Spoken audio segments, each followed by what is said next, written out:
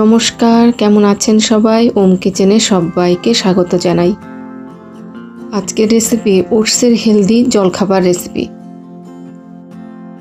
এই খাবারটি আপনারা যখন খুশি তখন খেতে পারেন, জলখাবারও খেতে পারেন, রাতের খাবার আবার দুপুরের খাবারেও খেতে পারেন। 1 কাপ ওটসকে প্রথমে মিক্সিতে গুঁড়ো করে নিতে হবে। ওটসের গুঁড়োটা যত মিহি হবে ডোটা তত সুন্দর হবে। আমি বেশ ভালো মিহি করে ওটসটাকে গুঁড়ো করে নিলাম। গুঁড়ো ওটসটাকে একটা পাত্রে ঢেলে নিচ্ছি, যে পাত্রে আমি মাখবো। হাফ আটা নিয়েছি, স্বাদ মতো নুন। এবার খুব সুন্দর করে অল্প অল্প জল দিয়ে ডোটাকে ভালো করে মেখে নিচ্ছি।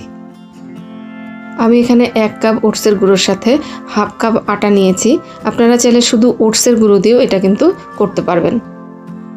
শুধু ওটসের গুঁড়ো দিয়েও কিন্তু ভীষণ ভালো হয় এটা। এমনি রুটি করার জন্য যে ডো তৈরি করি তার চেয়ে একটু নরম করতে হবে, কারণ ওটসটা অনেকটাই জল টেনে নেবে। সবজিতে নিয়েছি গাজর, টমেটো, বিনস, বাঁধাকপি, পেঁয়াজ কুচি, পেঁয়াজ পাতা, মটরশুঁটি, সাথে একটু মাটন কিমা নিয়েছি। মাটন কিমাটাকে নুন, হলুদ, আদা, রসুন, পেঁয়াজ বাটা দিয়ে ভালো করে সেদ্ধ করে নিয়েছি। কড়াতে 1 টেবিল চামচের মতো সাদা তেল দিয়ে দিলাম। তেলটাকে ভালো করে গরম করে নিতে হবে। 7-8 কোয়া রসুন থেতো, হাফ ইঞ্চির মতো আদা থেতো। এবার এই রসুন আর আদাটাকে খুব সুন্দর করে একটু ভেজে নেব। হালকা লাল করে ভেজে নিচ্ছি। আদা রসুনের কাঁচা গন্ধটা চলে গেলেই হয়ে যাবে। প্রথমে মাটন কিমা আর গাজর দিয়ে একটু ভেজে নিয়েছি। আর দিচ্ছি টমেটো, বিনস, মটরশুঁটি, পেঁয়াজ কুচি আর বাঁধাকপি কুচি। সবজিটাকে হালকা ভেজে নেব, খুব বেশি ভাজবো না, যাতে সবজির ক্রাঞ্চি ভাবটা ঠিক থাকে। স্বাদ মতো নুন আর একটু গোলমরিচ গুঁড়ো দিচ্ছি। নুনটাকে একটু পরের দিকেই দিলাম, না হলে আগে দিলে সবজিটা বেশি সেদ্ধ হয়ে যাবে। এবার 1 চামচ টমেটো সস, 1 চামচ সয়া সস, হাফ চা চামচ চিলি সস দিয়ে একটু নাড়াচাড়া করেই নামিয়ে দেব। সবশেষে দিয়ে দিচ্ছি কাঁচা লঙ্কা কুচি, পেঁয়াজ পাতা, ধনেপাতা কুচি। গ্যাসের আঁচটাকে বন্ধ করে একটু গন্ধরাজ লেবুর রস দিয়ে দিবেন, এতে ভীষণ সুন্দর হয় এটা খেতে। আমার কাছে আজ লেবু ছিল না, সেজন্য দিচ্ছি না। আমি এটা মাঝে মাঝেই বানাই, তো তখন আমি একটু গন্ধরাজ লেবুর রস দিয়ে দিই, এতে অসম্ভব ভালো খেতে হয়। ডোটাকে 30 মিনিট রেস্টে রেখেছিলাম, অনেকটা ফুলে গেছে। এবার সুন্দর করে একটু ডলে নিয়ে এবার ভালো করে রুটির মতো বেলে নিচ্ছি। রুটিটাকে খুব বেশি পাতলাও করব না, আবার খুব বেশি মোটাও করব না। দেখে নিশ্চয়ই বুঝতে পারছেন, রেগুলার রুটি যেমন করি তার চেয়ে একটু পাতলা।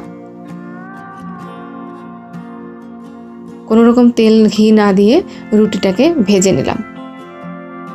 রুটিটাকে হালকা একটু ঠান্ডা করে নিয়েছি। এবার এই রুটির উপরে টমেটো সস আর মেয়োনিজ লাগিয়ে নেব।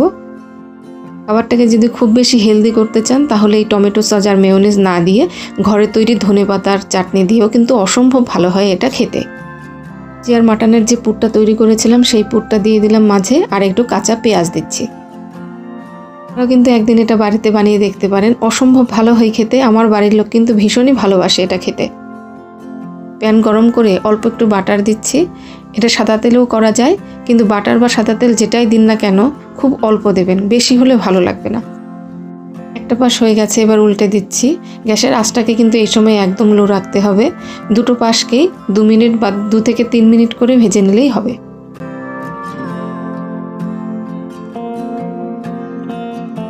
একটা কেটে দেখাচ্ছি, দেখুন কতটা সুন্দর হয়েছে দেখতে। আমি টমেটো সস আর মেয়োনিজ দিয়ে পরিবেশন করছি। তাহলে ভিডিওটাও আজ এখানেই শেষ করছি। রেসিপি কেমন লাগলো অবশ্যই আমাকে কমেন্টে জানাবেন। ভালো লাগলে একটা লাইক করে দেবেন। সবাই ভালো থাকবেন, সুস্থ থাকবেন, সাবধানে থাকবেন। দেখা হচ্ছে পরের একটা ভিডিওতে।